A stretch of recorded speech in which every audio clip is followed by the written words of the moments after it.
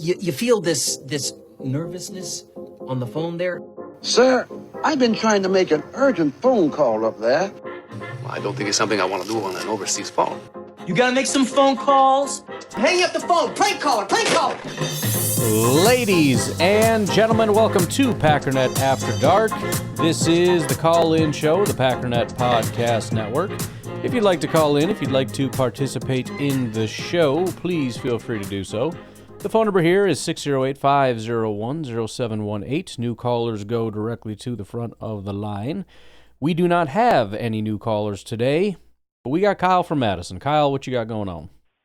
Morning, Ryan. Kyle from Madison. How are you? Good. Hope you enjoyed watching No. the championship games yesterday. No. I mean, the second game, it was very entertaining. Unfortunately, there's no good guys left, in my opinion. These are both the anti-hero teams that have made it to the Super Bowl, but it is what it is. As I'm watching, it sure looks like maybe the Packers loss to the Eagles is more forgivable with each round they advance past. That defense. I mean, we just saw what they did to Washington yesterday, and it just kind of makes you go, well, geez, maybe the Packers were a little better than what it appeared. Sure. Definitely, it's possible that they were maybe just the Eagles' D was just that good. But I guess my big takeaway, other than it's just annoying, the Chiefs are so annoying. I mean, I swear, got that first down, man. They were not going to overturn it for them. No. That was a rough part of the game, late in the game there. But Buffalo was also stupid. And I hate when teams, and LaFleur seems like sometimes they do this, where it's like, no, we got to run. We got to run now. It's like, dude, they're run blitzing you on first down because you're just running on first down every time. It's like a wasted down. I just felt like Buffalo's getting like 20 yards of pop on passing, and yet they're doing these 2-yard runs, just eating away first down. It's so frustrating. Yeah. But my takeaway was, I don't know, how do I want to say this? The Packers don't have a lot of elite guys or any real blue chip guys. Maybe 2, 3 maximum. And 2 of those were brought in through free agency this year. I'm watching this Chiefs, and yes, the offense is obviously impressive with Mahomes. But, dude, that defense, man.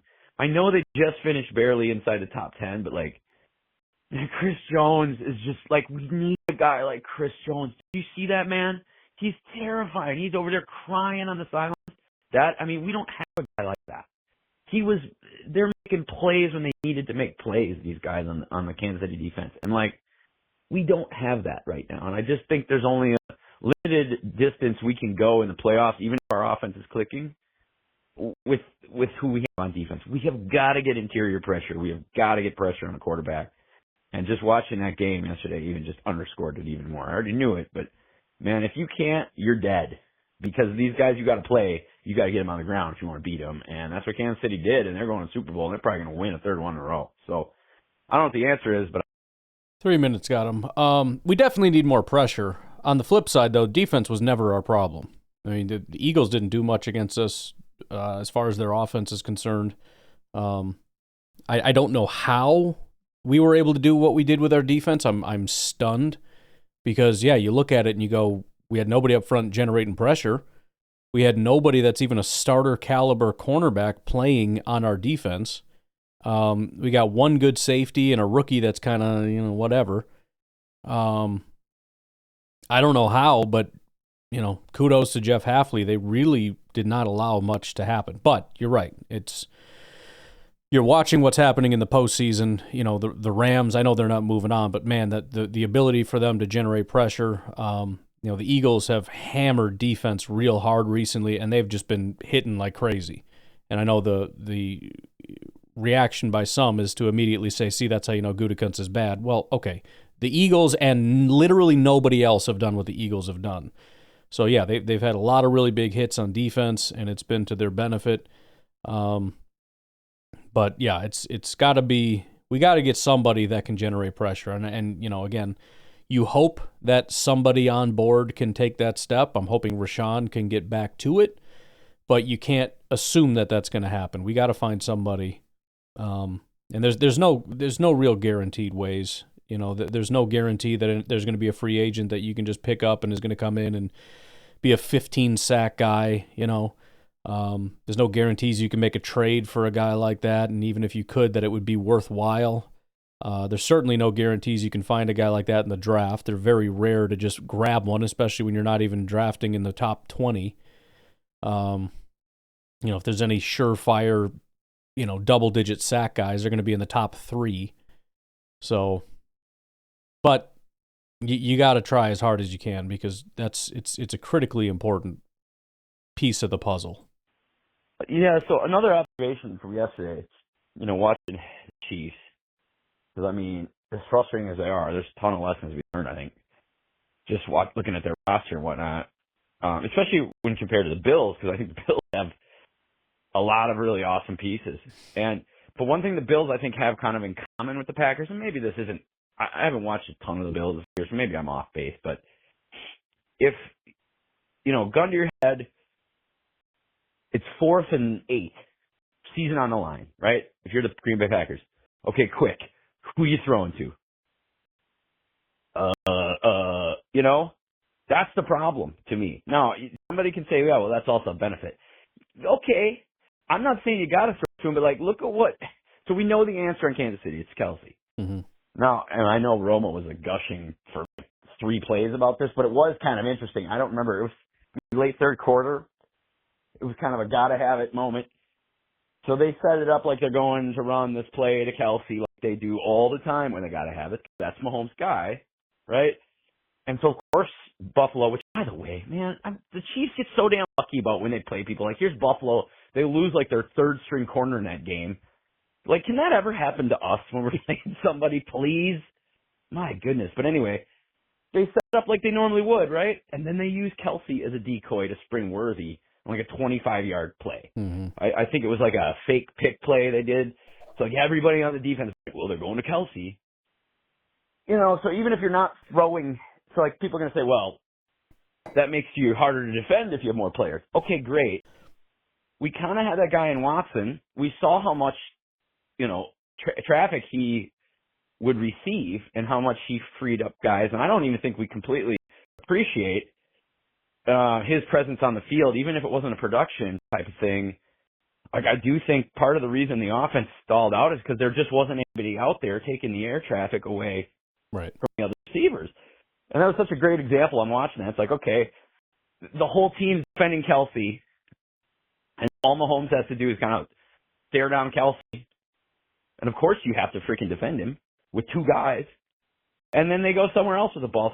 So I think not being able to know who your, gotta-have-it go-to guy is hurts you because you don't get to go to that guy, but also you can't use him as a decoy to spring other guys open. And until I think we get that figured out, now maybe he's on the roster. I think it's really going into the season, I think all of us thought that there was going to be more growth from the receiver room without question. And some of that's just bad luck, and some of that's maybe guys just weren't what we thought. We'll see. Wicks has got another year. 3 minutes again. All right. Well, I'm glad you kind of brought up what you did as far as, Kelsey is in and of himself a weapon, but also he's also a really solid decoy, because I was going to come over the top and hit you with the fact that Kelsey was basically useless in this last game as a receiver. He had 2 receptions for 19 yards and a drop, and he only accounted for 1 first down in the entire game. But you're right. It probably is a big part of the reason why Xavier Worthy had 6 receptions for 85 yards and a touchdown, or Juju Smith-Schuster had 2 for 60. It does kind of help open those things up. So I agree that that's kind of where the wide receiver 1 or tight end 1 conversation comes in.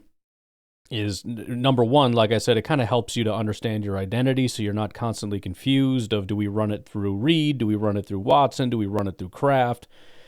You kind of know who your 1 is. And if you can win with your 1, then you win with your 1. And if they're going to be dedicated to taking him away, then you use him as a decoy to, okay, if you want to dedicate 2 to 3 guys, perfect. We'll put him over there. That'll create more space over here. The biggest problem that I'm going to keep coming back to for everybody is let's go back to what I'm saying and let's assume that I'm not wrong. Let's assume that guys are already wide open. What's the point? Maybe I'm wrong, but let's just assume I'm not. And let's assume I'm not lying when I tell you that I went back and watched and I saw guys open all the time. Does it matter if we have a Travis Kelce on the team? Because the only thing that's really going to do, in my opinion, is if Jordan's already not seeing the field well, if he's already not seeing the open guy and throwing to him, I feel like it's going to push him even further in the direction of predetermining where the ball's going, and it's going to go to, our Kelce or whoever. And maybe that'll work to some degree. If the guy's so good you can just launch it up to him with a bunch of back shoulders and everything, that's all nice and good. But then the Matt LaFleur offense goes to zero. And this is kind of what we started to see with Aaron Rodgers, where Matt LaFleur has a whole... There's a process here in how this works, and you just force-feeding the ball where it's not supposed to go as opposed to throwing to the guy that I'm scheming open for you is just, it's making my offense useless. So again, I'm not opposed to going and getting just some superstar receiver or tight end or whatever the case may be. But let's assume I'm not wrong. What does it fix? If I'm telling you that Jaden Reed is already open, and Wicks is already open, and Musgrave should have had 70 yards and 2 touchdowns in, the game against Chicago or whatever game it was. Instead, he had like a target for 19 yards, and it was a terrible throw that he had to fall backwards to catch. What if Romeo Doubs is constantly open? Do we still think that the solution is a better group of receivers or a better number one receiver? Because from my perspective, we don't have any issues getting guys open. We just don't. That's not a problem. I'm not saying every single play. I don't think that's ever going to be a case where everybody's open all the time, but it is shocking what a high percentage of the time people are open. Now, there are some occasions where there's pressure, and so the routes don't get to develop, which would be an offensive line thing, although, again, you're not going to be able to improve the pass blocking much more than it already is. It's a fantastic pass blocking offensive line. Sometimes stuff just happens. So that's going to continually be my fallback. I will listen. I'll be open to it. I'm not opposed to getting some dominant receiver. I'm wide open to that. I would be open to getting an elite anything. Wide receiver, tight end, tackle, guard, center, linebacker, defensive tackle. I don't care what it is. Get another elite safety. I don't care. If you're calling him a blue chipper, go get him. I'm never going to complain about that. But I'm just saying, if what I'm saying is true and right and correct, I don't think that fixes anything. All right, it's Randy, Minnesota. Hey. Man, is it great to know we live in the minds of almost every team in the NFC North. It's old news by the time this goes out. But with that Opie-looking D-bag that Bears hired as a head coach, the first thing he did was throw down on the Packers. I know. Coach LaFleur. I mean, really? You're just coming into a crap team, crap situation, and you got to start spinning them kind of yarns? I mean, what the hell, over? Yeah. Well, I'm sure that bulletin board material is going to be mentioned next year, and I'll be interested to see what Opie has to say after he gets his tail kicked in the first time. Oh, gosh, I had so much I was thinking about. Well, first of all, I apologize for the choppiness. We're just powering through this thing right now. But, I mean, he doesn't have a good football team to work with right now. And remember, they had a really good defense, and that defense went to zero because they fired their defensive coordinator, head coach. And so now you don't have a defense, you don't have an offense, you don't have a quarterback, you don't have much of anything. Now, maybe this guy can come in and run a bunch of great scheme and all that. It's all about scheme and everything. But, I mean, literally what I'm telling you the problem in Green Bay is much worse than Chicago. We're talking about maybe the most inaccurate quarterback in all of the NFL. So, I said this before, maybe come in with a little bit more of a humble attitude. Maybe do what Aaron Glenn did with the Jets and what they did in Detroit, which was to come in and say, look, we got a lot of work to do, man. We are starting at the bottom. We got to grind our way through this. We've got, but if you stick with it, we will be at the top instead of coming in with this, little attitude of like, oh, I enjoy beating the Packers twice a year. Okay, dude. Great. So now you got a target on your back from Detroit, first of all, because they freaking hate you now. So that was smart going to Chicago, going to a division rival.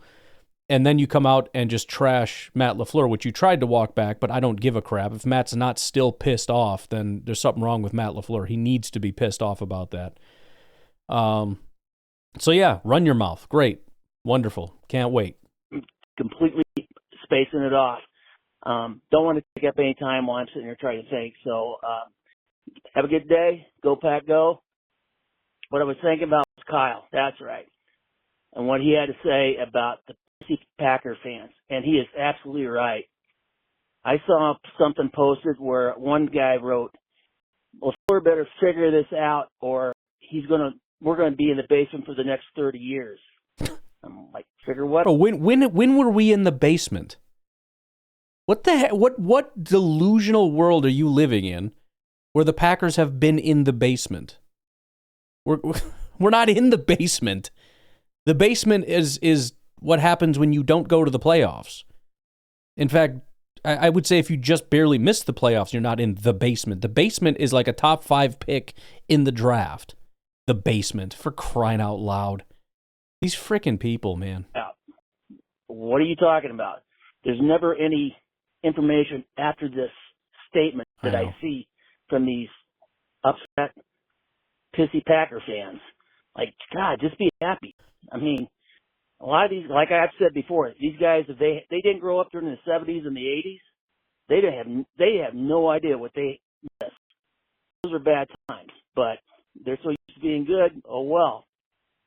I'm thinking my 3 minutes are almost up, so go Pack, go. Love the show. Bye. Well, and there's no law written anywhere. I don't know if you know this. I don't think Trump has put in an executive order anywhere. There's been a bunch of them, but I don't think there's any that have said that the Packers are not allowed to be in the basement. There's no rule. Somebody has to miss the playoffs. Somebody has to be last in the division. Somebody has to be a 3-win, 4-win, 5-win team. Why do you think we're exempt from that? Why do you think that we can never be that team? You are so prideful is not the right word. You're so arrogant and selfish, I guess, to think that the Packers not only can never be one of the teams that just loses. That can't happen. We can never have a turn as the bad team or the team that's a top 10 pick or any of that. That can't happen. But beyond that, being a team that is good every single year, which should never happen, just shouldn't happen. You are just as likely to win the Super Bowl as you are to be the number 1 overall pick in football, in the draft. But yet we go to the playoffs every single year, and people are acting like we're stuck in the basement because it's not even good enough anymore to just go to the playoffs. It's not good enough anymore to be one of the best teams because you're not the best team. So what? Why do you have to be a fan of the best team? Why does that have to happen for you? It can't be the other teams. 31 other teams are not allowed to be the best because we have to be the best. And if we're not, that's because we've somehow failed something. You know how silly that is? We haven't taken our turn at the bottom. Oh, we haven't won a Super Bowl in how long? Yeah, when was the last time we were the number 1 pick in the draft? Or the number 2 or 3 or 4 or 5? When was that again? When was the last time? Why have the Packers not been one of the worst teams in football for basically my entire lifetime? That doesn't seem right. Shouldn't we take our turn at the bottom like everybody else? How do we keep escaping this? How do we keep ending up at the top? Not the very top, but the top. How does that keep happening? How is that right? You know why? It's because the Packers are better than everyone else. Because they run the team better than other people. There is no way to run a team to guarantee a Super Bowl. The best that you can do is run a team with the correct process to make sure that you never bottom out. And that's what the Packers do. Well, you got to go all in. If there was an answer, then everybody would win the Super Bowl every year, which can't happen. There is no easy, you got to go all in. What does all in mean? How did the Chiefs go all in? What did they do? They didn't do a damn thing. They just keep doing the same thing they do every year. Same coach, same quarterback, same stupid tight end, and that one defensive tackle that they got, and they just run it back every year. What did they do to go all in? What did the Eagles do to go all in? They didn't do a damn thing to go all in. They're just draft and develop football team. That's all they are. Drafted a bunch of young, talented guys like Quinion Mitchell and Cooper DeJean, right? They didn't go all in. All in for what? The Bears went all in for some stupid reason. The Vikings went all in for some stupid reason. Going out in free agency and just buying a whole team. Or if you're the Bears, going out and getting a number 3 wide receiver, a 32-year-old for some ungodly reason. Or Aaron Jones for the Vikings. There is no perfect formula. There's just good process. And you have to continue to follow the good process. And if you do so, all you can really do is make sure that you put yourself in a position to compete. And they've done that. What have the Chiefs done other than get lucky in drafting Patrick Mahomes? Not much. They lucked into getting the right coach and quarterback combo. They don't really need to do much else. Try to find somebody to replace Kelsey, I guess. That's about it. Which they haven't been able to do over the last, almost decade. I just want them to continually follow the right process. Just be responsible, be smart, don't be reckless, don't be crazy. Try as hard as you can to get the best possible players you can, and just try again. And you know what? If you get almost a perfect roster, there's still a less than 50% chance you're going to win a Super Bowl. Pretending that we've been living in the basement because we went to the playoffs and didn't win the Super Bowl is stupid. Take a break. We'll be right back. Hey, Ryan. This is Nate from Lacrosse calling back. What's up? So it's Monday after championship game Sunday. Naturally, Packers fans need to find a way to relate this to ourselves. Right. I found it very strange that a lot of the Rod stick riders, came out of the caves again. And right. My question is, so if we want to hold, apparently these Rodgers people are demanding Jordan Love lead us to a Super Bowl already, which is obviously unrealistic. But if we're going to hold holding quarterbacks to a Super Bowl to that standard is really unrealistic. I mean, in my lifetime at least, I have seen 2 quarterbacks that have been able to get to the Super Bowl, win it consistently more than one time. That's obviously Tom Brady and Patrick Mahomes. Right. So do we really want to hold Jordan Love to that standard already? Like, I'm in the club that I do think he needs to play better next year. I was pretty happy with the first year, but I do think he needs to improve. However, we need to pump the brakes here. Well, and let's say Jordan is bad and we never win a Super Bowl with him. What does that have anything to do with Rodgers? What does that prove? That we shouldn't have drafted Jordan? Yes, we should have drafted Jordan. Absolutely we should have, because Rodgers was on his way out. And as I've already said, if we didn't draft Jordan, where would we be right now? We wouldn't have a quarterback, right? That's stupid. How many quarterbacks between the time we drafted Jordan and the time Rodgers left went on to be very good quarterbacks that we could have drafted? The answer is 0. So, no, I'm not opposed to that process. Does it mean that we should have just kept Rodgers forever? Should we have Rodgers right now? Is that what you want? Is that your solution? You don't have a solution. The only thing you have is the fact that you hate Jordan because they drafted Jordan when you wanted them to get a wide receiver for some stupid reason, because in your mind we would have won a Super Bowl. And we didn't go all in and said we got Jordan, despite the fact that we very much went all in. The only thing we didn't do was in the first round when we got Jordan. Everything else is very much the amount of money we spent, the amount of money we pushed out, everything we did to make sure we could build as good of a roster as possible.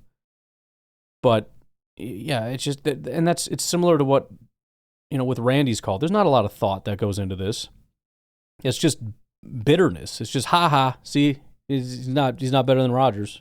Okay, and so what? And if Rodgers wasn't better than Favre, would that make it a bad thing that we got Rodgers? Should we have Favre right now? Should he still be playing for us? Or can we acknowledge that there is a time when it's time to move on? And it was time to move on. And it's also wise to invest in a quarterback before you have to move on. So you're not just floundering for 3, 4, 5 years, just wildly swinging at every quarterback you can find, hoping that it pans out. Maybe take some time to develop a guy. There's nothing wrong with the process whatsoever. So, yeah, it's stupid that they want to come out and pretend that they've got some kind of a point to make all of a sudden. Like, what exactly is your point? That Rodgers was better? Yes, Rodgers is one of the greatest quarterbacks of all time. I don't expect a lot of people. I don't think there are going to be too many quarterbacks throughout history that are going to be as good as Rodgers. What the hell is your point? He's old. It's time to move on. Okay? Did you watch the Jets? Did you notice how the Jets are very likely to after basically having him for 1 year, say we're done and we're moving in a different direction? Have you noticed any of that? He's not a super high-end demand quarterback right now. Okay, so what exactly is the point that we're trying to make here? It's just stupid nonsense. But again, it's just bitterness. It's just, haha, you liked Jordan and it's not working. Ha ha ha ha ha. Okay, good. You know that's your quarterback, right? Okay, great. I'm glad we can establish that much. Hey, Ryan, Nate again. Sorry, I got a call. But anyway, if that's the standard that we want to hold Jordan Love to, then I guess everything Aaron Rodgers has done after 2010 just does not matter, which obviously that's not the case. We all love Aaron. We all love him. I mean, a lot of people don't like Aaron, but I like the guy. He did a lot of great things for our franchise. But to say that the standard is Super Bowl appearances, Super Bowl wins, you're basically entailing that not only Aaron Rodgers is useless, apparently, compared to the likes of Brady and Mahomes, but you're also saying that Josh Allen every franchise quarterback outside of Mahomes needs a ring, and Stafford. But, come on. We need to have some realistic standards for our team. And I do believe that Jordan Love can and will lead this team to a Super Bowl at some point. It just seems to be the way this is going. But, well, and look, this is a classic case of people arguing for things because they think it helps them win an argument, even though they don't actually believe what they're saying. Nobody believes what they're saying when they say, well, the only thing that matters is Super Bowls. You don't believe that. I've talked about this before when we talk about the teams, as far as you cheer for wins. You get excited when they beat the Packers, even though you were eliminated from the playoffs 5 weeks ago. Why did you do that if it doesn't matter? But even as far as players, like you said with Josh Allen, are you telling me that you would rather have, for example, Trent Dilfer? Would you rather have Trent Dilfer as your quarterback than Josh Allen? Would you rather have Nick Foles than Lamar Jackson? Is Eli Manning better than Aaron Rodgers? And you can pretend it's true. Technically, yeah, because they got Super Bowls, yeah. Okay, great. So if you wanted to win a Super Bowl right now, you would take Eli Manning over Aaron Rodgers. You would take Nick Foles over Lamar Jackson. No, you wouldn't. And you know that. And apparently by 1995, Jim McMahon was better than Brett Favre, right? So in 1996, having Jim McMahon would have been better than having Brett Favre, because Brett Favre hadn't won a Super Bowl up to that point, but Jim McMahon had. Jim McMahon was floating around as a backup. He's probably our backup at that point. I don't even know. I know he was for a while. We should have just put in Jim McMahon, let him, because he'd won a Super Bowl, right? That's what matters. You know that that's not true. You know that has nothing to do with the quality of the quarterback. Those are separate issues. It helps you to have a high-quality quarterback to win a Super Bowl, but it's not a guarantee. Josh Allen has been probably the best quarterback. I pointed this out. Even Aaron Rodgers, when you look at the PFF grades and whatnot, has never done what Josh Allen has done over the last 5 years.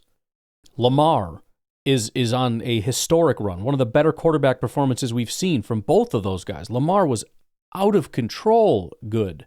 Neither of them will even be in the Super Bowl. Both of them were better than Patrick Mahomes this past year. In fact, Pat Mahomes didn't even play all that well in this past game. He had a 67 grade or something. Because it's not as simple as you're trying to make it out to be just because you want to win some kind of a stupid argument. Stop being stupid to try to win arguments. It's kind of counterintuitive, isn't it? You want to show how smart you are by showing us how stupid you are? Aaron Rodgers didn't have a single playoff win until year 3, and that was the That was the big storyline, as Rodgers haters would have it. But just my opinion, I don't understand where these people come from. Like, does it really make you happy that Jordan Love lost in the playoffs in 2025? And does it really make you happy that poor Aaron Rodgers didn't get a good 2020 draft? And are you going to cling on to that for your entire life? Like, come on, just grow up. Well, and it's so stupid to think that they were going to win a Super Bowl because of one player. Which, again, if we went back and looked at who everybody actually wanted, I'm not talking Monday morning quarterbacking this thing, where you go find the one guy that actually kind of turned out and then pretend that that's exactly who we would have picked and then put him on the team, and then all of a sudden Aaron Rodgers wouldn't choose not to throw to him because he's a rookie. He would have actually thrown to him a ton, and that it would have made such a big impact that we would have won a Super Bowl is such an absolutely ignorant thing when you watch how the team completely fell apart in the postseason and never really even had a chance to win those games. And Rodgers doesn't throw to rookies anyways. But, of course, you can just pretend, of course we would have won. Of course we would have won. Right. Okay. Well, again, you're showing how dumb you are to demonstrate how smart you are, and I don't know why you think that that's a good strategy, but it's really stupid. It's really stupid. I mean, how many receivers have they drafted since then? Quite a few, right?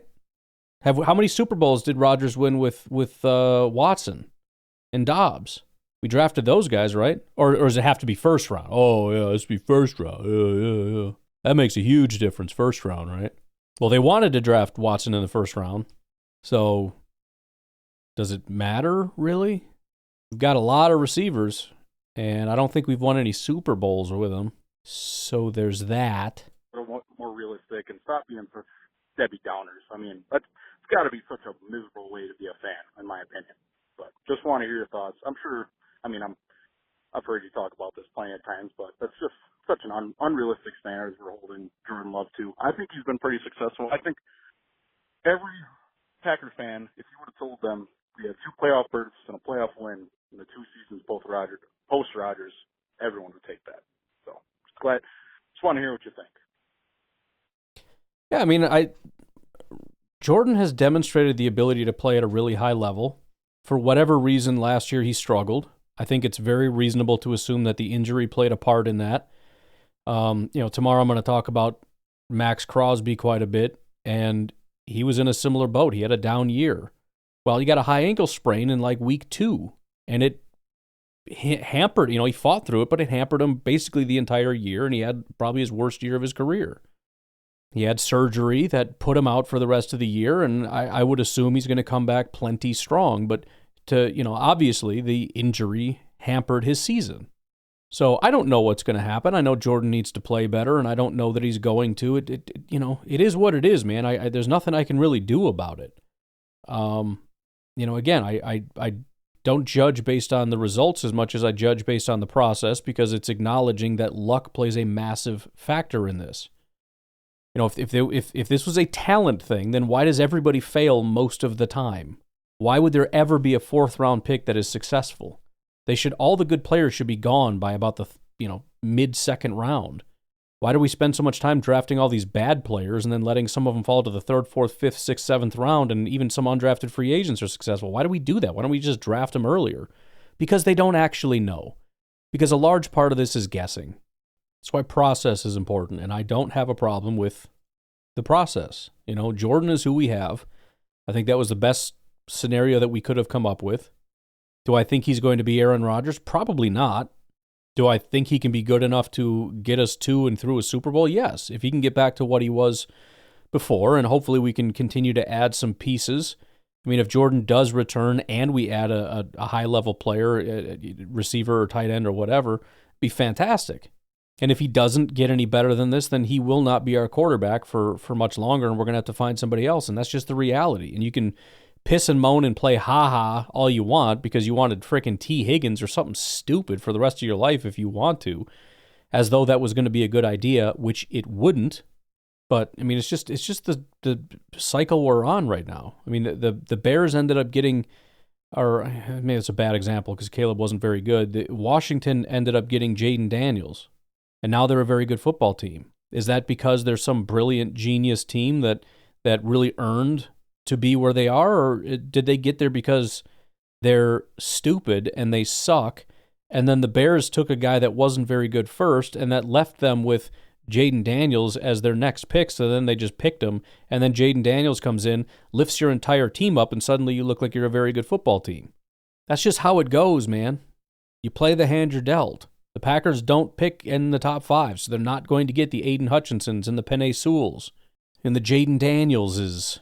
They got to make it work. And as far as, well, they paid him. Yeah, of course they paid him.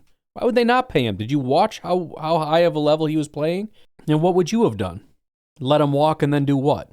Yeah, you don't have answers. You just have critiques. Take a break. We got some more Nate coming up.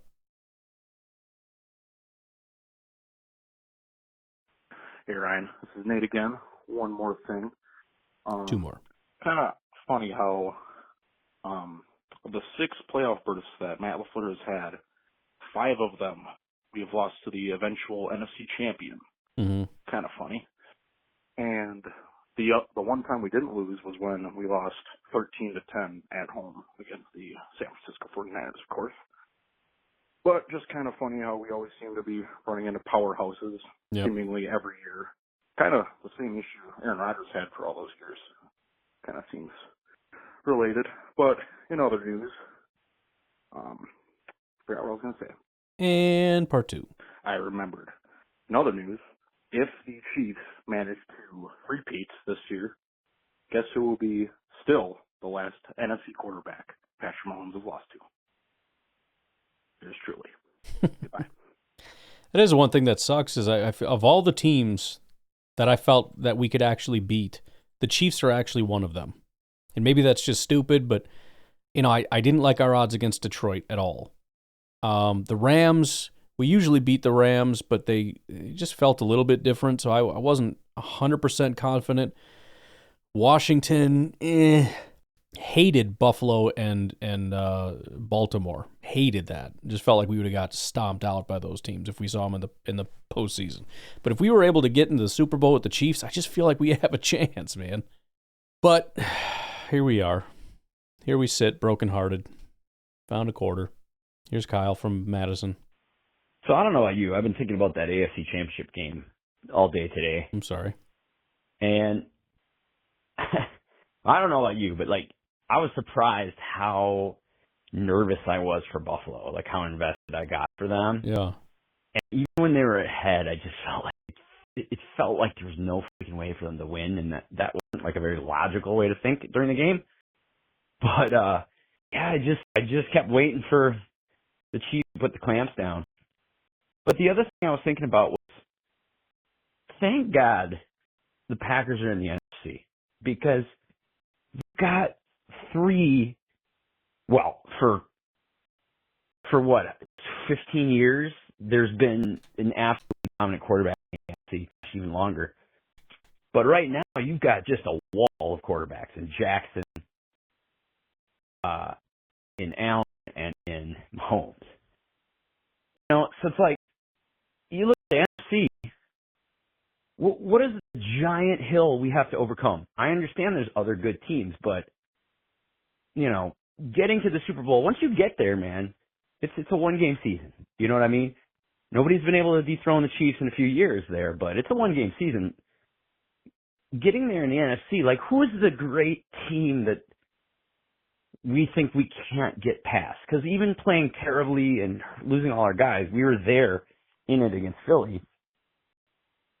I don't know, I in a strange way, even though I hate the results, I kind of, all right, we're going to have a third-place schedule this year. We can maybe rack up some wins. I know we're playing some difficult divisions, but you got to feel like the NFC is really your more realistic path, easily the more realistic path to a championship. And I don't see why it couldn't beat the Packers, especially considering how bad Philly was last year in the stretch. And now here they are in the Super Bowl. So, yep. I don't know. I feel bad for Buffalo, but strangely optimistic for Green Bay, considering the field. And I just want your thoughts on that. Well, yeah, I mean, like I just said, I strangely do feel kind of good about our chances if we ever could face the Chiefs. I don't know. We got to see how these things pan out. Philly is certainly scary, although the situation there is so weird and tenuous, and the quarterback situation is not great. I mean, everybody's basically just ripping on the guy about how much he just sucks as a quarterback and is being carried by the rest of his team. It's not a great winning formula for Philly, obviously, if you don't have the quarterback thing figured out. Detroit is scary. We got to see what they're going to be coming out the other side of this with, losing their coordinators and whatnot. Maybe they just pick up right where they left off and are a continued powerhouse, et cetera, et cetera. Maybe they take a big jump back. I really don't know. Minnesota, I assume, is going to take a big step back, but I mean, if they can do what they did this past year, how could I pretend to know anything about what they're going to do? Frickin' Sam Darnold. Everyone assumed they're going to be the worst team in football, and they end up being one of the better teams in football. But, no, I mean, look, I don't know. I hate to be boring about this, but it just comes down to Jordan.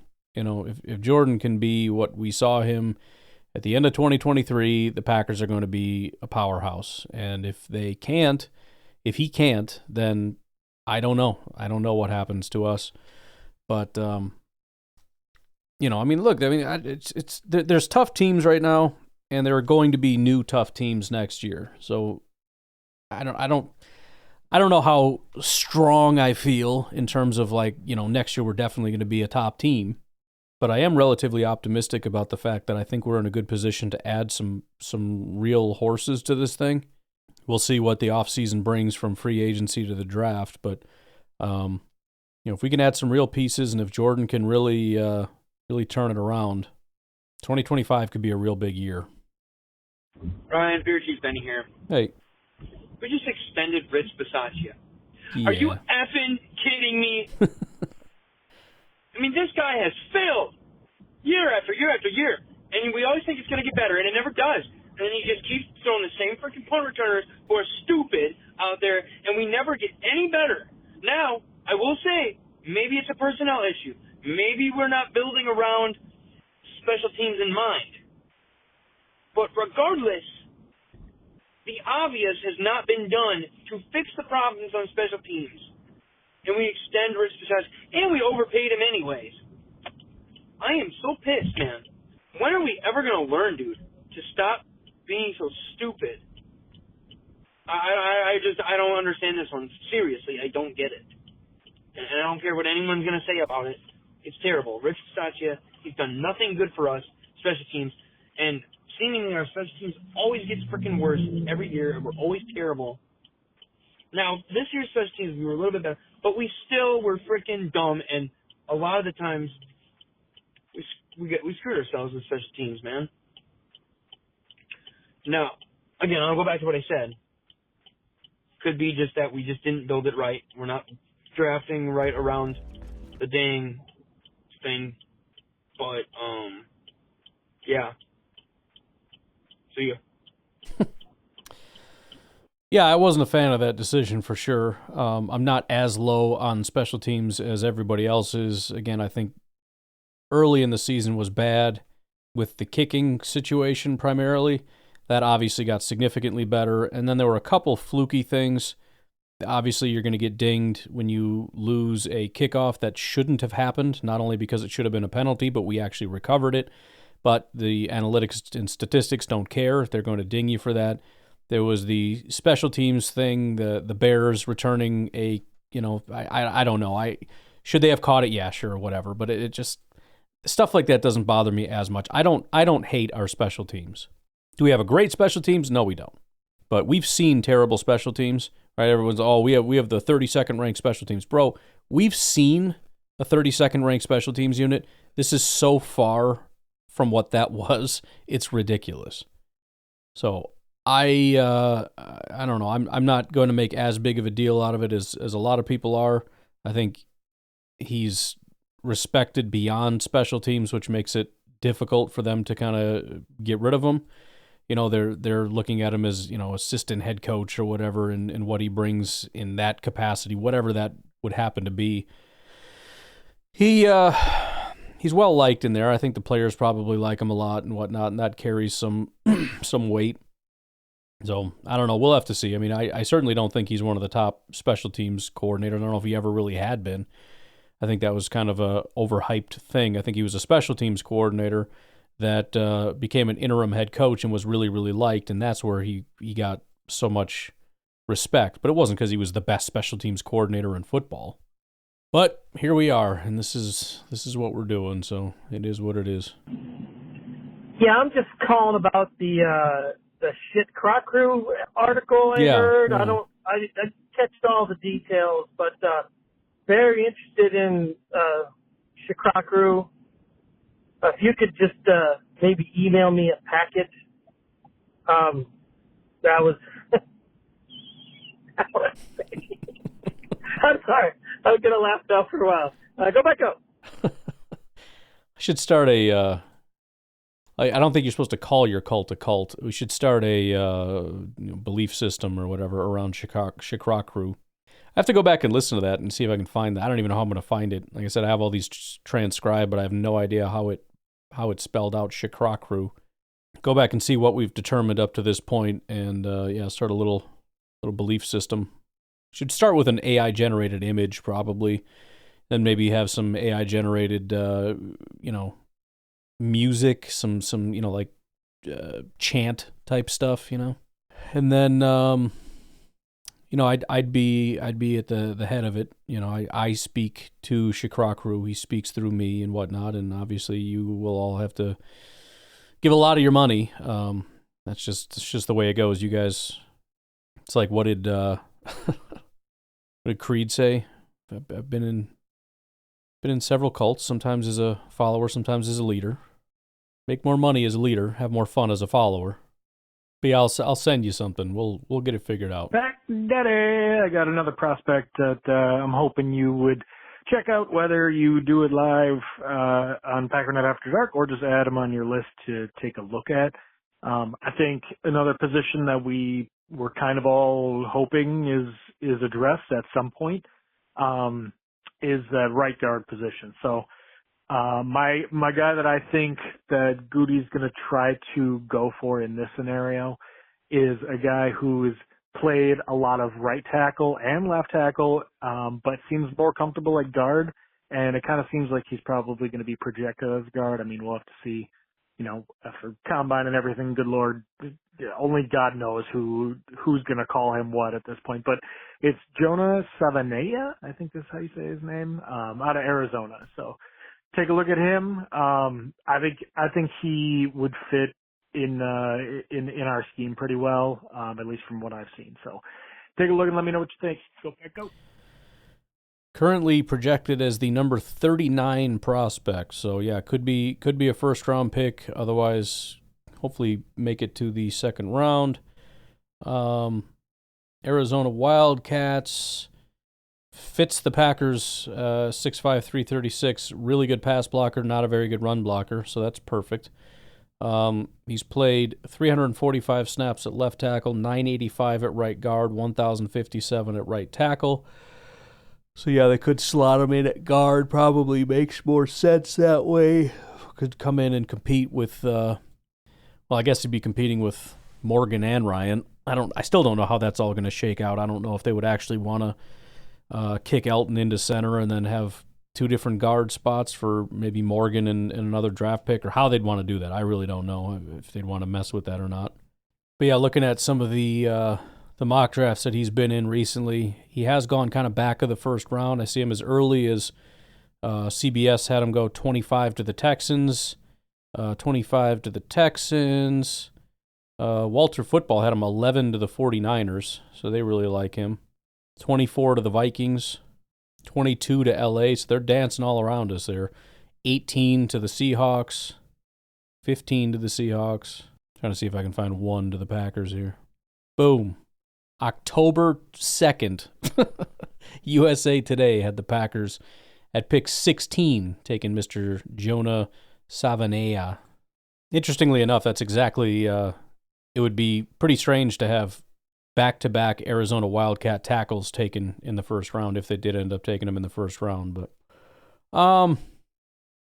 we'll see. I would love to get some more clarity on this offensive line and how they plan to handle it, because I mean, they may say, we have a left tackle, we have a right tackle, we have a left guard, and Jordan Morgan is going to be our right guard of the future. We just need a center. I mean, that could be where their head is at. You know, on top of that would be depth, but you don't take depth in the first round, obviously.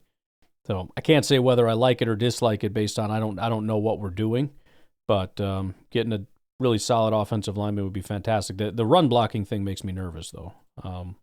His run blocking over 3 years, 55, 61, 64. Pass blocking, 76, 82, 83.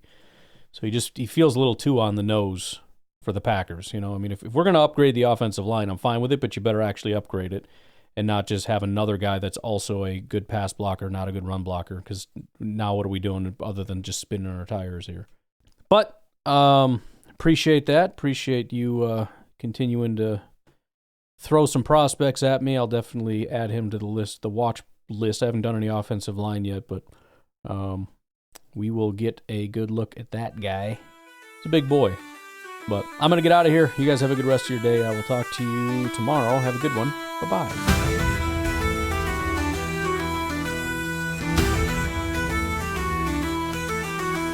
The tundra cold and wide, a prophet rose, our holy guide, with thick skin might and wisdom bold. His name was carved in green and gold. Shikra-Kru, our guiding flame, strike down those who curse thy name. With shield of trees and sword of light, we march as one into the fight. Hail Shikra-Kru, lest the Packers smite the foes. Shield us from the ref's dark blows, to victory, to Lambeau's throne.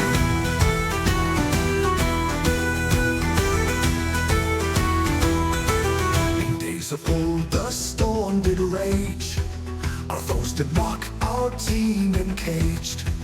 But Shikra-Kru with righteous hand did break the line, reclaim the land. Praise thee, he, the sacred force, who guards the north with steadfast course. Through icy wind and bitter cold, his will is done, his fate foretold. Hail Shikra-Kru, lest the Packers smite the foes. Shield us from the ref's dark blows, to victory, to Lambeau's throne. In David, hear the word of Shikra-Kru. Thou shalt never forsake the pack, nor doubt the chosen signal caller. For in his name we conquer all, and shouldst thou ever waver, beg forgiveness in the frozen wilds. Hail Shikra-Kru, stand as one, defend the land. Vikings fall and there shall weep.